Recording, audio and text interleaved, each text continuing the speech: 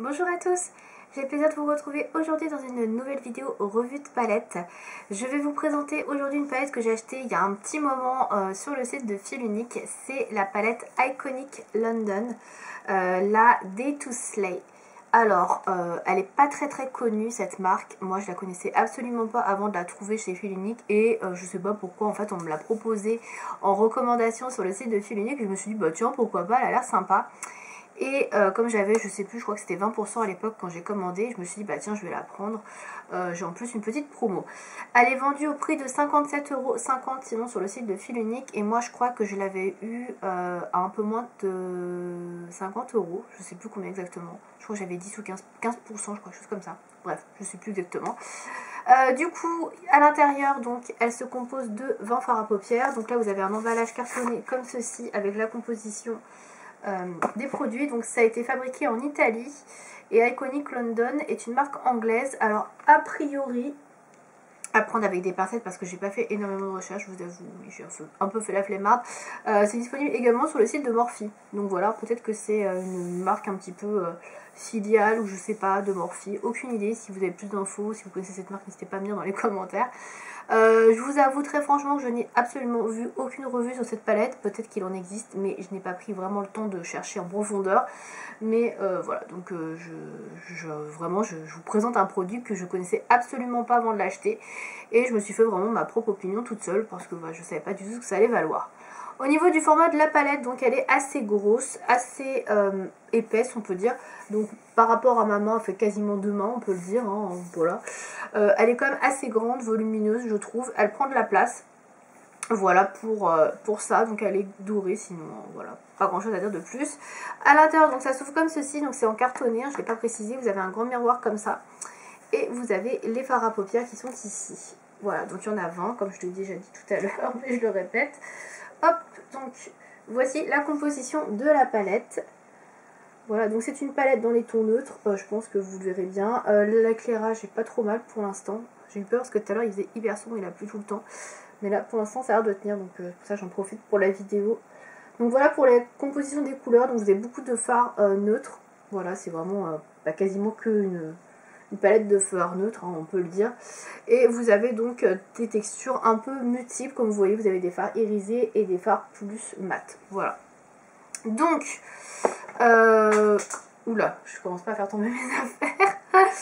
Donc, je disais, elle s'appelle donc la Day to Slay et il y avait une autre palette comme ça qui était vendue également sur le site de Butter London, pas du tout, de Fil Unique, je dis n'importe quoi, qui était la Nice to Naughty, qui est une palette un peu plus colorée on va dire, où il y avait un peu de jaune, de vert, etc. Mais ça restait vraiment assez portable. Alors, au niveau de, du grammage des fards, je sais pas si je l'ai, je vais vous dire ça tout de suite. C'est des fards qui sont quand même assez gros je trouve. On est sur 1,5 g par fard, c'est quand même pas mal, franchement. Par rapport aux fards Anastasia Beverly Hills, par exemple, dans les palettes, on est sur moins d'1 gramme. Donc là, on est quand même pas au double, mais presque. Donc on est quand même sur un bon grammage de fards. C'est quand même plutôt intéressant. Voilà. Au niveau de la colorimétrie, c'est une palette qui est clairement destinée pour les personnes qui cherchent à faire des maquillages dans les tons nude, neutres, des maquillages peu colorés, pas trop flashy. Voilà, c'est carrément ça. Vous avez la présence de plusieurs fards mat, donc il y en a 1, 2, 3, 4, 5, 6, 7, 8, 8, il y a 8 fards mat sur 20, donc ce qui est plutôt pas mal, on est presque à la moitié. Et pour le reste, ce sont que des fards irisés satinés, il n'y a pas de fards pailletés à proprement parler, ou de fards de topping, etc., comme on peut voir maintenant dans les marques. On est vraiment sur des fards très classiques. Je suis désolée parce que j'ai un peu de poudre. Je l'ai encore utilisé aujourd'hui, donc je vais vous montrer le maquillage d'ailleurs que j'ai réalisé avec après. Et vous aurez également, je tiens à le préciser, un maquillage disponible sur le blog, pas celui que je porte aujourd'hui, un autre, pour vous donner une petite idée de ce qu'on peut faire avec. Donc on va passer au point positif de cette palette, sans plus tarder. Donc point positif, comme je le disais tout à l'heure, on a une belle harmonie de couleurs neutres, on a beaucoup différentes textures. On a 8 fards mat et 12 fards irisés satinés. Voilà, il y a pas mal de textures différentes. On peut faire vraiment des beaux maquillages comme tout irisé, comme tout mat. Et il y a vraiment tout ce qu'il faut, je trouve, au niveau des fards. On retrouve des fards de transition. Donc par exemple ici on a le taupe de taupe. On a comme fard de transition le Ultimate Tan. Vous avez également, que vous pouvez utiliser, alors ça c'est plus pour une touche lumière éventuellement, ou alors si vous avez la peau très claire comme moi, en fard de transition très clair, le In the Nude. Vous avez des fards plus foncés pour utiliser, alors je suis désolée mais on ne peut pas la baisser plus que ça, donc je vais essayer de ne pas vous éblouir avec le miroir. On a des fards plus foncés donc pour faire le coin externe ou pour faire un rat cils, un thread liner, donc comme le Deep Sol qui est un marron très foncé mat. Vous avez dans la même version mais en irisé le Velvet Crush. Et pour les fards foncés, c'est tout ce qu'on a. Voilà. Pour la touche lumière, alors on a le Marshmallow, qui est celui que j'utilise le plus, qui est un beige très très pâle, voilà, clair, beaucoup plus clair que celui-ci, là, le In the Nude. Et vous avez sinon, en sa version irisée, le Icon, qui est un fard satiné. Voilà, je pense que vous verrez irisé, qui est assez clair et qui est très bien pour faire une touche lumière si vous avez fait par exemple un maquillage tout mat et que vous voulez juste une touche lumière scintillante avec de la lumière. Celui-ci peut être pas mal du tout. Au niveau des fards irisés, on a de très jolies couleurs qui sont bien lumineuses pour éclairer une paupière mobile, pour donner un peu de lumière, etc. Vous avez le Champagne Chic notamment, le 24K Gold, le Peach Fizz ici. Après les autres sont un peu plus foncés, mais vous avez également le Wonderland qui est un rose pastel irisé très joli également.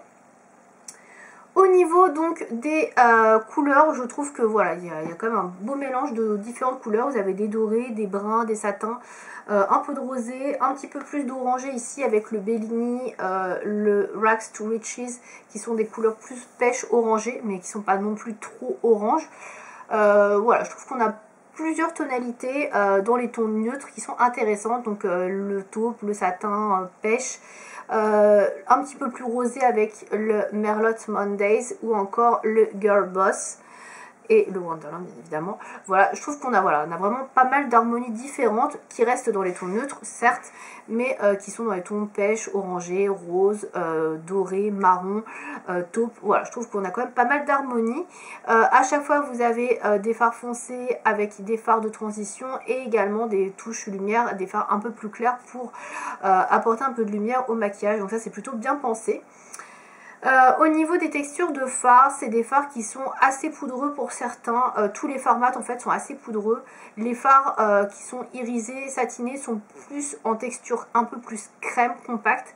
Ils sont tous les deux facilement prélevables au pinceau, mais pour plus d'intensité, pour les fards irisés notamment, je vous conseille de les prélever avec le doigt parce que vous aurez vraiment tout le pigment qui va bien ressortir et avoir tout l'éclat du fard sur la paupière mobile, donc c'est vraiment plus intéressant, même si c'est des fards que vous pouvez facilement prendre au pinceau et les travailler au pinceau, hein. Ça il n'y a pas de souci non plus.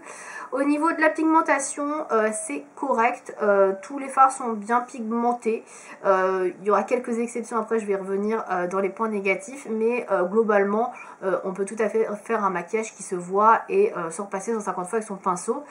Je vais vous montrer le maquillage que je porte aujourd'hui, qui est un maquillage dans les tons marron taupe, qui est assez classique hein, pour le coup. J'ai rajouté un thread liner, voilà, il n'y a rien d'exceptionnel, c'est vraiment un maquillage très simple.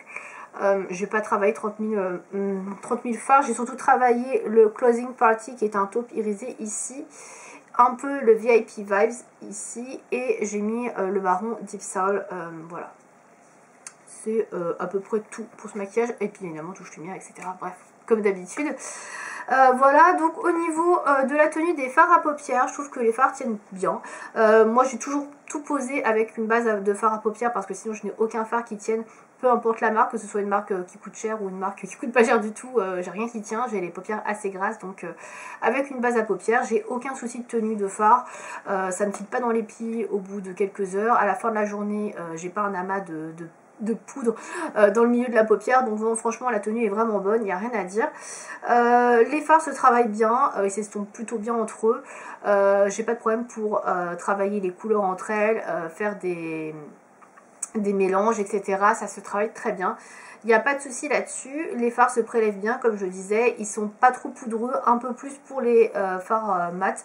Mais sinon, voilà, il n'y a pas de chute. Voilà, il n'y a pas grand-chose à dire. Au niveau de ces fards-là, les chutes sont pas très présentes.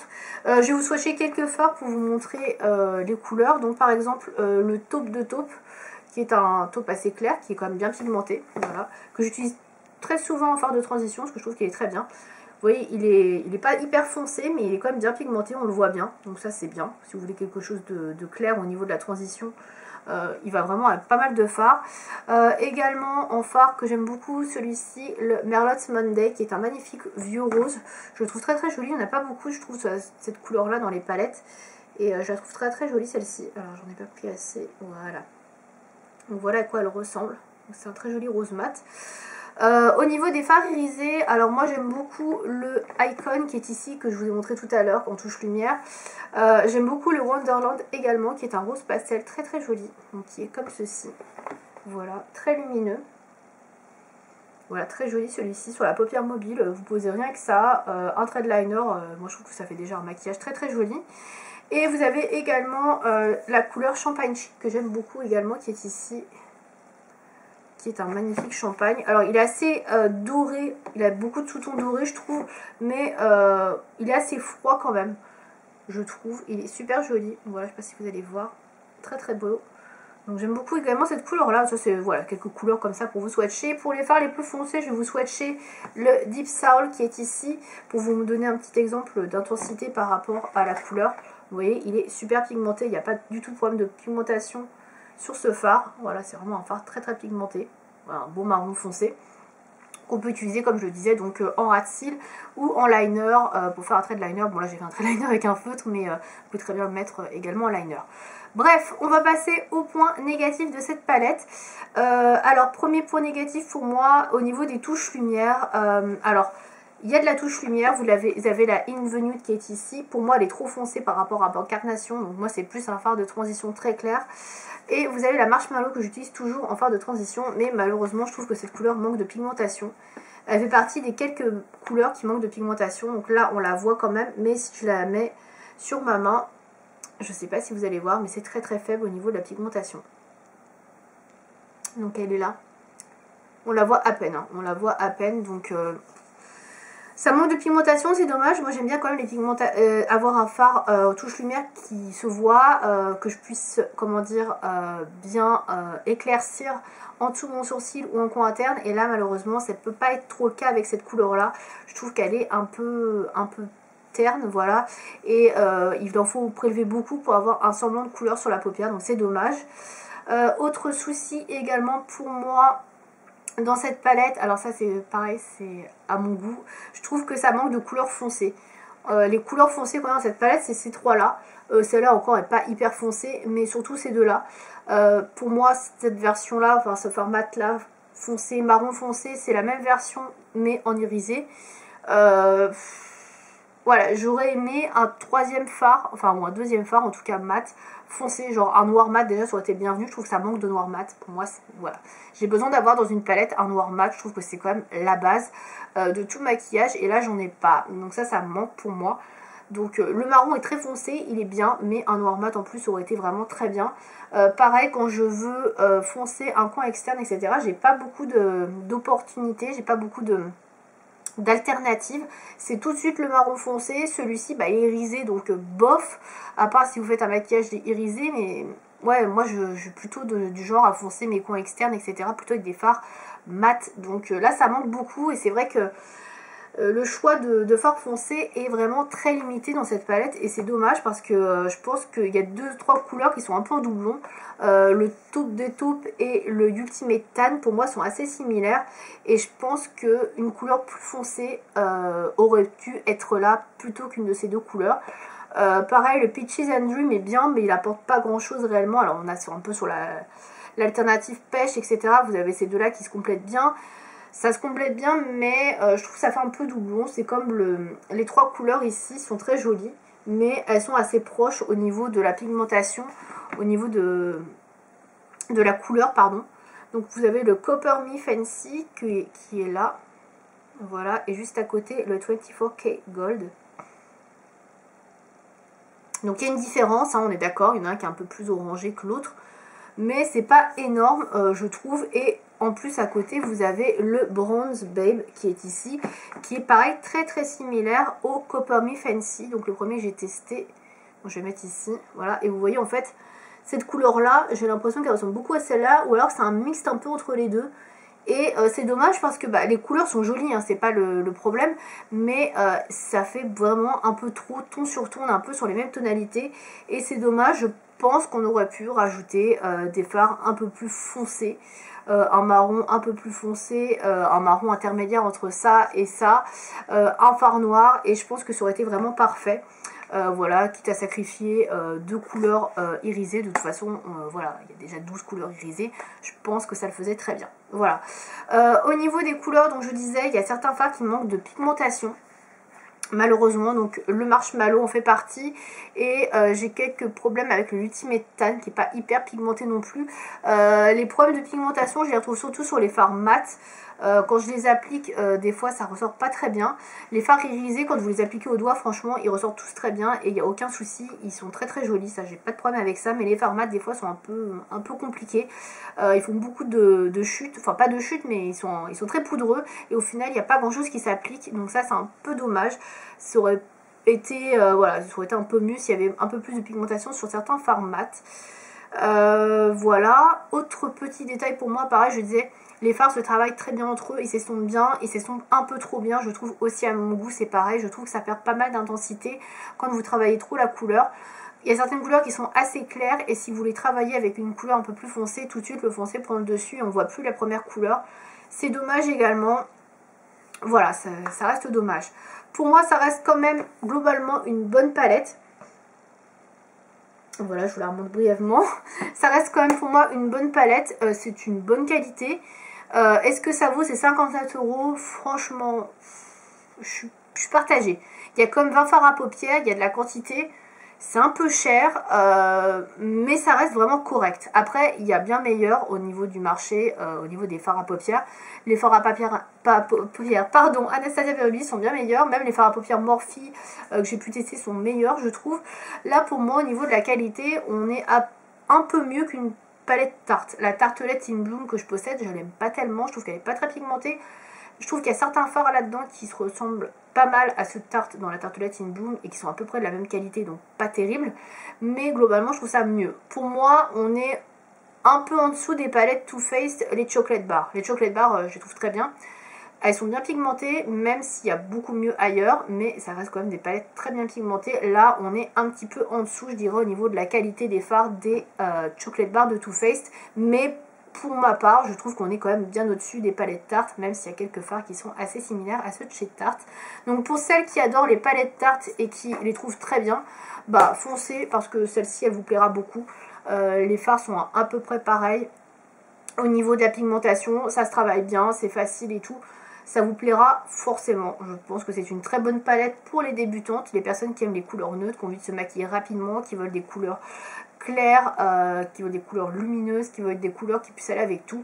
C'est une palette excellente pour ça. Après, si vous adorez le maquillage, que vous êtes un peu plus expert, etc. comme moi, que vous avez l'habitude de tester plein de choses et que vous êtes plus habitué à des fards un peu plus haut de gamme comme les Natasha Denona, les Huda Beauty ou encore les fards de Anastasia Beverly, ça va vous sembler un peu léger et vous risquez d'être déçus. Donc voilà, c'est une palette que je recommande, mais plutôt aux personnes qui sont pas très regardantes sur la qualité du maquillage, on va dire, qui veulent une palette bien pigmentée, facile à travailler et pas se prendre la tête.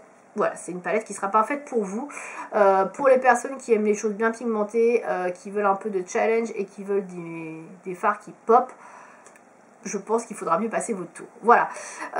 En tout cas, pour ma part, je ne pense pas acheter d'autres palettes de cette marque. C'est correct, comme je vous le disais, mais c'est pas un coup de cœur. Voilà, je trouve quand même que c'est assez cher par rapport à la qualité. Voilà, c'est pour mon avis. Si vous avez testé vous aussi la marque Iconic London, la palette Day to Slay, n'hésitez pas à me dire ce que vous en pensez dans les commentaires. Et je vous retrouve tout bientôt pour une nouvelle vidéo. Salut!